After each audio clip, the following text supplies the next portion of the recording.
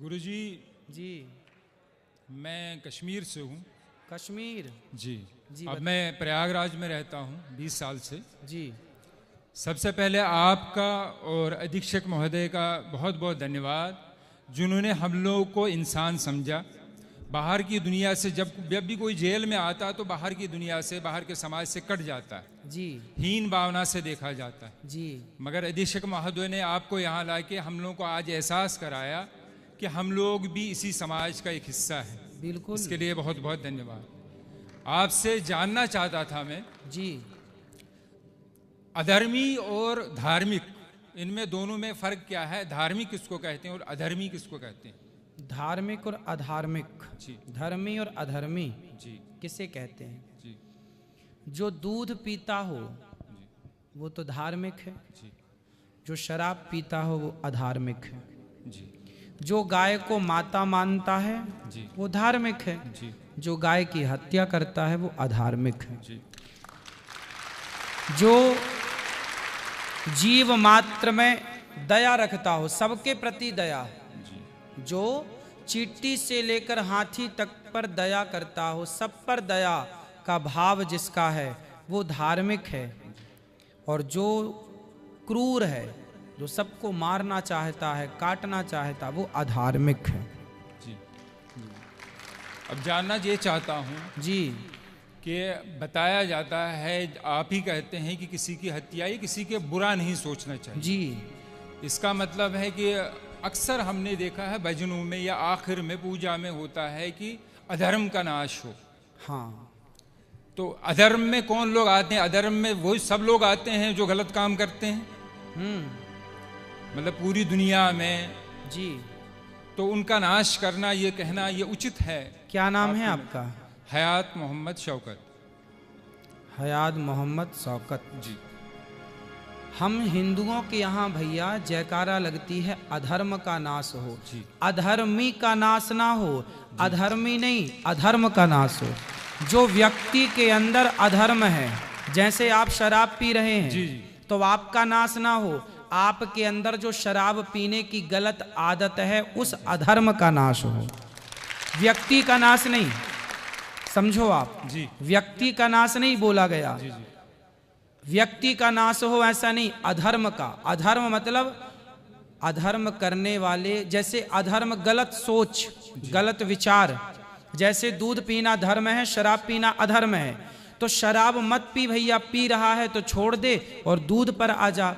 तो अधर्म का नाश हो का मतलब है व्यक्ति का नाश नहीं, व्यक्ति के भीतर की बुराई। इसलिए तो सनातन संस्कृति श्रेष्ठ है मेरे भाई, कि हम हिंदू, हम सनातनी व्यक्ति का नाश नहीं चाहते, उसके अंदर की बुराई का नाश चाहते हैं।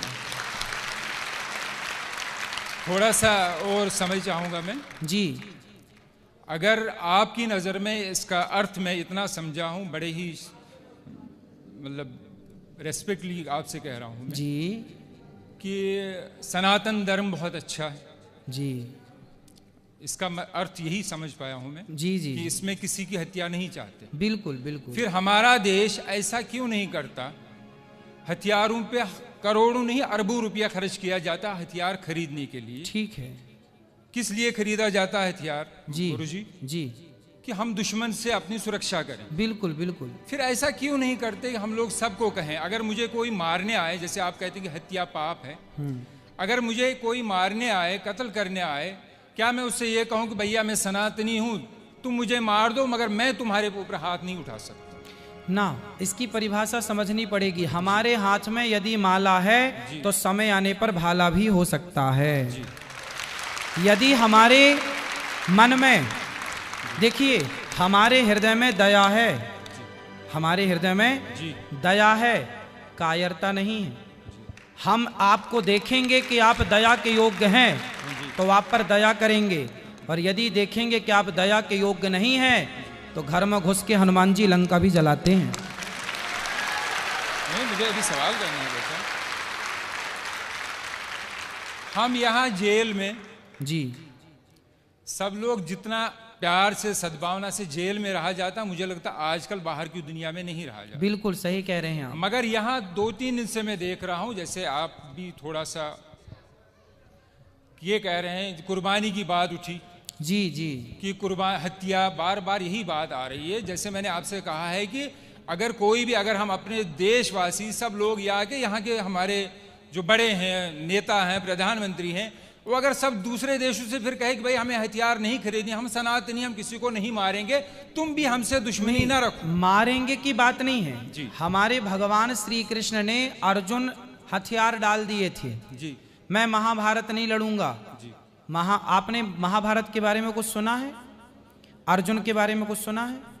हल्का हल्का थोड़ा। अर्जुन नाम के एक हमारे यहाँ भक्त हुए हैं, उन्होंने महाभारत का युद्ध हुआ तो उन्होंने हथियार डाल दिए कि जी मैं युद्ध नहीं करूंगा, क्योंकि सामने मेरे गुरु हैं, मेरे पितामह हैं, मेरे अपने भाई हैं, मैं उन पर कैसे धनुष चलाऊंगा, बाण चलाऊंगा। तब भगवान ने कहा तू क्षत्रिय है, कर्मण्येवाधिकारस्ते मा फलेषु कदाचन, तू कर्म कर, तू क्षत्रिय है, क्षत्रिय का धर्म है युद्ध करना।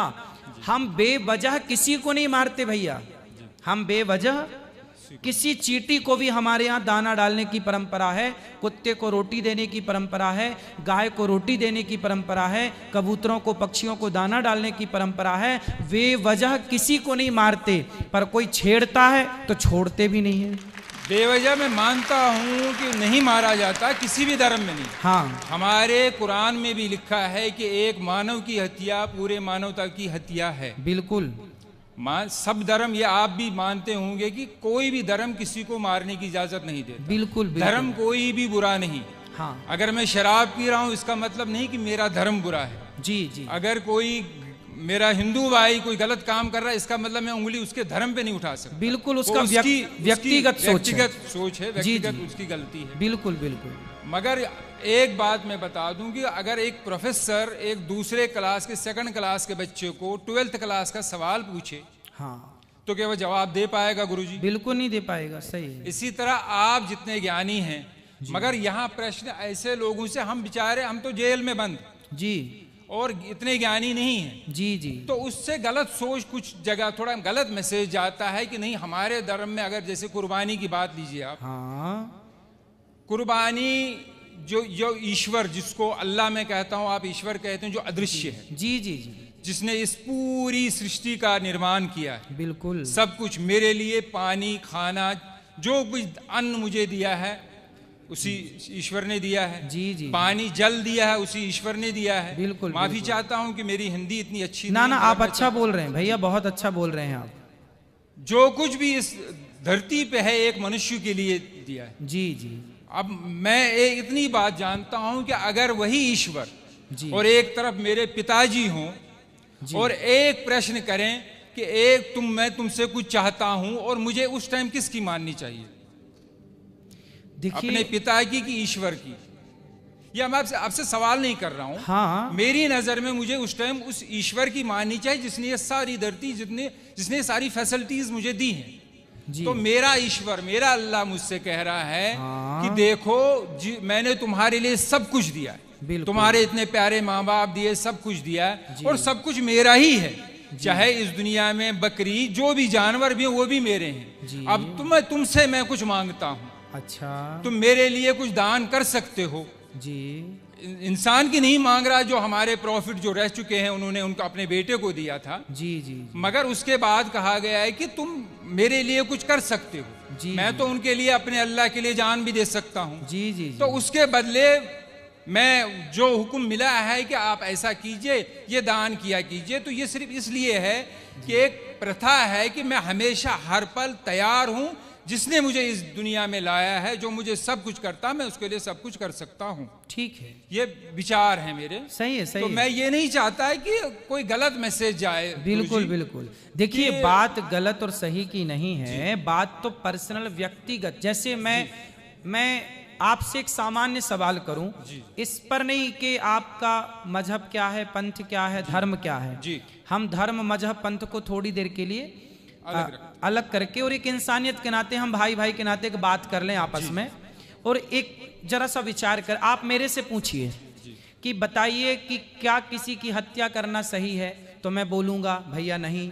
ऐसी मैं आपसे पूछता हूं एक भाई के नाते, एक सामान्य चर्चा के नाते, कि बताओ किसी की हत्या, हम भगवान को, अल्लाह को अभी जी इस बात से अलग रखें, बस एक सामान्य दृष्टिकोण से बात करें कि बताओ, आप मेरे से पूछे, अभी आपने पूछा मेरे से, तो मैंने बताया कि हत्या करना गलत है। मैं आपसे पूछ रहा हूं कि बताइए, क्या किसी की हत्या करना सही है? मैं इसका उत्तर ये दूंगा कि ये निर्भर करता है परिस्थिति पे। यहाँ जितने भी मेरे भाई मर्डर में आए हैं, किसी ने खुशी से नहीं किया है। बिल्कुल, कोई परिस्थिति ऐसी उत्पन्न हुई, बिल्कुल, या कोई दुश्मनी थी, कोई किसी को। एक अभी आया है आखंड, जो हमारा हिस्सा है, 2 दिन पहले की बात है। हाँ, उसकी बहन को किसी ने बलात्कार किया था। वो लड़का बलात्कारी अंदर आया, मगर वो 2 महीने में जमानत पे छूट गया, तो उसके भाई ने उसको बाहर मार दिया। मैं ये नहीं कह रहा हूं कि वो हत्या सही है, करना सही है, मगर परिस्थिति ऐसी होती है। और एक अफसोस की बात है, ये यहाँ में प्रशासन की, कौन से प्रशासन, जो बाहर का कानून व्यवस्था हमारी बिल्कुल, है, बिल्कुल, कि वहाँ गरीब बेचारा तो मारा जाता है, अमीर पैसा देके निकल जाता है। इस देखो, ये आपने भी देखा हो। आपने अभी बताया कि जैसी परिस्थिति में किसी ने मर्डर कर दिया, जी। परिस्थिति में किसी ने गलत किया, जी। तो परिस्थिति में गलत कर दिया, पर यहाँ जितने लोग हैं, मैं आपसे भी पूछूं कि आप यदि किसी का मर्डर करके आए हैं, तो क्या यहाँ से जाने के बाद आप फिर वो गलती करेंगे? नहीं, तो मगर वही, अगर नहीं, अगर परिस्थिति वैसी, मुझे अगर कोई मारने आएगा तो मैं तो मारूंगा।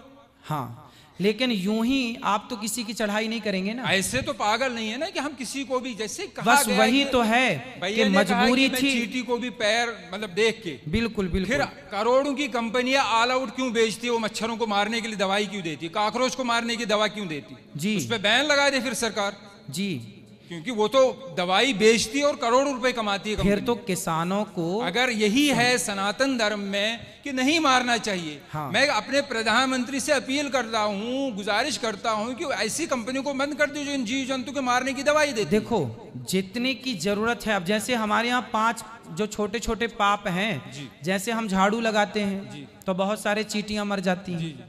हम लोग बारिश गर्मियों में घड़ा में पानी भरते हैं तो ठंडक के कारण बहुत सारी चींटियां आती हैं, मर जाती हैं। हम लोग लकड़ी और कंडा समझते हैं, गाय का सूखा गोबर, उसको ओपले बोलते हैं। क्या बोलते हैं आप? ओपले। जैसे घर में चूल्हा, आजकल तो गैस का जमाना है, आज के 100 साल पहले लोगों की रोटियां घर के चूल्हे पे बनती थी। चूल्हे पर लकड़ी और कंडा, ओपला लगाया जाता था। उस ओपले में बहुत सारे जीव जंतु होते थे कि नहीं? तो वो मारे जाते थे जब हम रोटी बनाते थे। तो ऐसे कुछ सामान्य पाप हैं जो हमसे नित्य होते हैं। जैसे हम चल रहे हैं, चींटियां मर जाती हैं। किसान खेत में चने बोता है, इल्ली लग जाती है तो दवाई का छिड़काव करके इल्लियों को मारना पड़ता है। मारना पड़ता क्योंकि वहां मारने की इच्छा नहीं है, वहां पर मजबूरी है। बात समझ रहे हैं? किसान यदि इल्ली ना मारे तो इल्ली पूरी फसल मार देगी। यदि आप लकड़ी और कंडे की, चींटी और लकड़ी और कंडे के जीवों के लिए सोचें तो आप भूखे मर जाएंगे, रोटी बना ही नहीं पाएंगे। तो जो सामान्य पाप होते हैं आपसे, हमसे, वो जानकर नहीं करते हम, वो मजबूरी है। बात समझ रहे हैं आप? वो मजबूरन करना पड़ता है। हम किसी को यूं ही नहीं मारेंगे, मजबूरन हमें, हमारी सेना बंदूक लिए घूम रही है ना, कि मजबूरन जरूरत पड़ने पर अटैक होगा। उसी तरह से हम जानबूझकर किसी को नहीं मारते, मजबूरी पे मारना पड़ता है इल्ली को, मच्छर को, मक्खी को। उसी तरह मजबूरी है तो इनको मारा गया। हम बेवजह नहीं मारते किसी को। बात ये नहीं है कि आप क्यों मारते हैं, बात ये है कि वे वजह क्यों मारते हैं। बस बात ये है, वे वजह। वही मैं भी कह रहा हूं ना कि ये गलत धारणा है कि हमारे धर्म में शायद किसी को बिला वजह मारा जाता है। जी। ऐसी धारणा बाहर न जाए। हर धर्म, कोई भी धर्म नहीं सिखाता। हाँ, बस बात भाई यही है। ताली बजा रहे हैं कि आपकी बात पे सही बात है, मगर किसी भी धर्म में, हमारे धर्म में, अगर ये मुझे एक, जिसको लाइफ साइकिल कहते हैं, जीवन चक्र, कि ये चीजें हैं। अगर पेड़ काटना भी पाप है, हाँ, मगर रबर, अगर पेड़ ना काटा जाए, रबर ट्री जो होता है, तो गाड़ियों के टायर नहीं बनेंगे। बिल्कुल, बिल्कुल।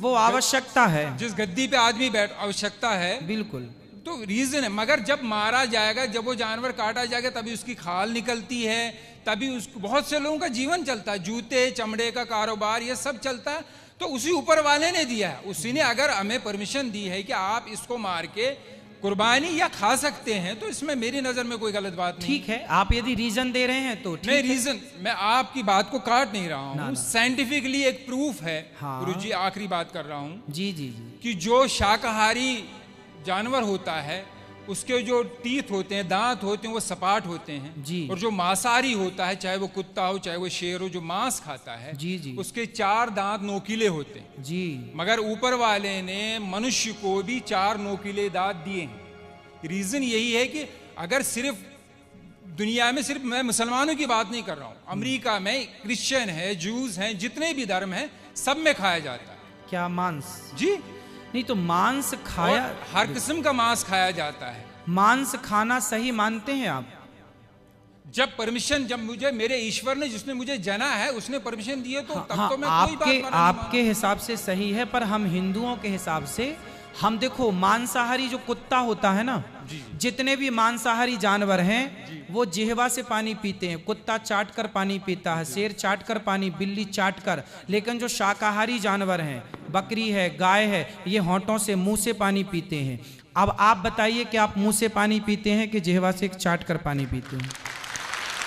फिर दांत नहीं, दांत का भैया सुनो, दांत का, मेरा सिर्फ इतना कहना है कि जैसे आपने कहा कि आपके हमारे धर्म में मेरे ईश्वर एक ही है। हाँ, उसने जब परमिशन दी है मुझे, आप कह रहे हैं कि आपको नहीं, मगर यह तो नहीं होना कि दुनिया में यह भावना हो कि नहीं ये धर्म अच्छा, बाकी धर्म अच्छे नहीं। देखिए हमारा जो सनातन धर्म है जी, उस जैसे आपके धर्म में तो ये कहा जाता है कि जैसा आप ही बता रहे हैं कि आपके यहाँ मांस खाना सही मानते हैं वो लोग, हमारे यहाँ मांस खाना सही नहीं मानते। हमारे यहाँ किसी भी मंदिर में जो मनमाने ढंग से बकरा बकरे की बलि चढ़ाते हैं मंदिरों में, वो गलत चढ़ाते हैं, हम लोगों से गलत मानते हैं। हमारे यहाँ मंदिरों में 56 भोग लगता है भगवान को, बढ़िया दाल चावल खीर पूड़ी सब्जी बादाम काजू पिस्ता, इनका भोग लगता है। जब हमारे यहाँ ये कहा जाता है कि जब खाने को 56 भोग हैं तो क्यों अपने स्वाद के लिए किसी की हत्या की जाए, इसलिए हिंदू लोग मांस नहीं खाते।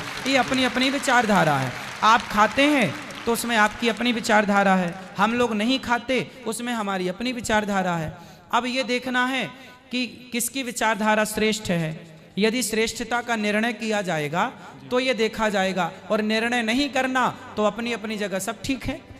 जी यही मैं कह रहा हूँ। आखिरी बात, हाँ, जैसे आपने कहा कि मैं आपके धर्म को इसलिए बुरा नहीं कह सकता ना कि ये लोग देखो मांस नहीं खाते, तो दूसरा धर्म वाला ये क्यों कहे कि देखो ये मांस खाते इसलिए बुरा है।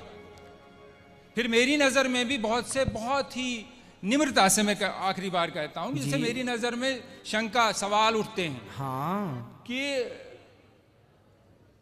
ये शायद मुझे पता चला कि शायद आपने जवाब दिया है। जी। हमें बचपन से सिखाया जाता है कि चोरी, मैं सब भाइयों से, कोई मेरे दिल में कोई ऐसी बात नहीं है। नहीं आप बिल्कुल बात करिए भाई की तरह। कोई चोरी 5 पैसे की हो या 5 लाख की चोरी होती है, बचपन से स्कूलों में भी सिखाया बिल्कुल बिल्कुल बिल्कुल। फिर क्यों एक चीज, भगवान कृष्ण जी के बहुत से गुण होंगे, मगर बार बार ये माखन चोर क्यों कहा जाता? हर बच्चा चोरी करता, इसका मतलब ये नहीं कि मेरा बच्चा बचपने में चीनी चुराता था तो मैं उसको बड़ा होके उसकी शादी भी होगी मैं उसको कहूँ ए चीनी चोर, अबे चीनी चोर। सुनिए सुनिए सुनिए, तो क्या है ये तो मेरे दिल में अजीब ना आता नहीं, चोर क्यों मैं कहा उत्तर जाता? दे दूं आपको। आपने बोला 5 पैसा चुराए या 5 लाख चुराए, पर भगवान कृष्ण हमारे माखन चुराते हैं। माखन ना 5 पैसा है ना 5 लाख, खाने पीने की चोरी नहीं मानी जाती। वही मैं भी कह रहा हूँ, मगर फिर और हमारे यहाँ भगवान कृष्ण को ना चित्त चोर कहा गया है। क्या कहा गया है? चित्त चोर। चित्त चोर, चित्त मतलब हृदय। माखन चोरी का मतलब है मक्खन के जैसा जिसका मन होगा उस मन रूपी माखन की चोरी कर लेते हैं भगवान। ये मतलब मेरे मन में एक सवाल था कि मतलब अजीब सा लगता था कि ऐसा क्यों कहा जाता। आपने उसको स्पष्ट कर दिया। जी जी, बाकी धन्यवाद। खुश। और कोई सवाल हो तो पूछिए। आप अच्छा लग रहा है आपसे बात करके। खुश रहिए।